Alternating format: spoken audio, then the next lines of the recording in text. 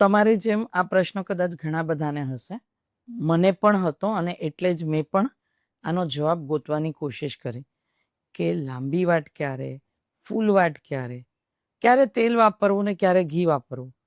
કપૂરને આપણે છેલ્લે આરતી પછી જ શા માટે? તો સૌથી પહેલાં તો હું તમને કપૂરવાળો જવાબ આપું કે કપૂરને આપણે આરતી કર્યા પછી જ વાપરવાનું, કારણ કે કપૂર એટલે છેલ્લે કે એ બળી જાય પછી એની રાખ પણ નથી છોડતી. એનો મતલબ કે ત્યાગનું પ્રતીક બતાડે છે એમ. હવે ફૂલવાટનો દીવો ઘરમાં, મંદિરમાં કે આરતીમાં આપણે ફૂલવાટનો અને ઘીનો દીવો કરવો જોઈએ.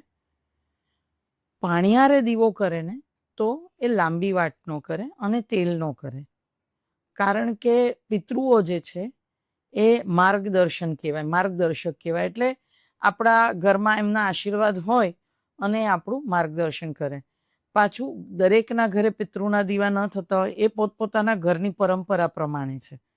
પણ જો અગર તમે પિતૃને દીવો કરવાનો હોય તો લાંબી વાટનો અને તેલનો હોય. શનિ ભગવાનને દીવો કરવો છે, હનુમાનજીને દીવો કરવો છે, યા અમુક દેવીને દીવો કરવો છે તો તેલનો દીવો કરાય છે. અને અખંડ દીવો કરવાનો હોય તો લાંબી વાટ. પણ રોજની પૂજા કરવી હોય તો ફૂલવાટનો. ઘરની પૂજા છે એ આપણે લાંબો સમય ન ચાલવાની હોય અને આપણે ઘરના 2 જણા 5 જણા જ એ પૂજા કરતા હોઈએ, એટલે આપણને ત્યાં મોટી લાંબી વાટ ન હોય તો ચાલે. આપણે મંદિરમાં લાંબી વાટનો ઘીનો દીવાની આરતી જોઈ છે, કારણ ત્યાં ઘણા બધા લોકો એકસાથે આરતીમાં હોય, એટલે બધાને એ દૂરથી આરતીના દર્શન થાય અને આરતી લાંબો સમય સુધી ચાલે. એટલા માટે ત્યાં આગળ લાંબી વાટ.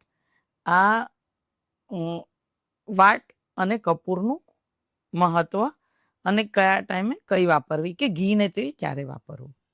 વ્યુઅર્સ, હવે તમને હું એક રિક્વેસ્ટ કરું છું કે મારા ઇન્સ્ટાગ્રામના પેજને ફોલો, લાઈક કરો, યુટ્યુબને સબસ્ક્રાઈબ કરો, કમેન્ટ કરો તમે 2 જગ્યાએ, અને મને જણાવો તમને શું સાંભળવું ગમે છે, યા તમને આ ચેનલમાં કઈ વસ્તુમાં વધારે મજા આવે છે, તો અમે એ ટોપિક ઉપર બી થોડા વિડીયોઝ વધારે લેશું.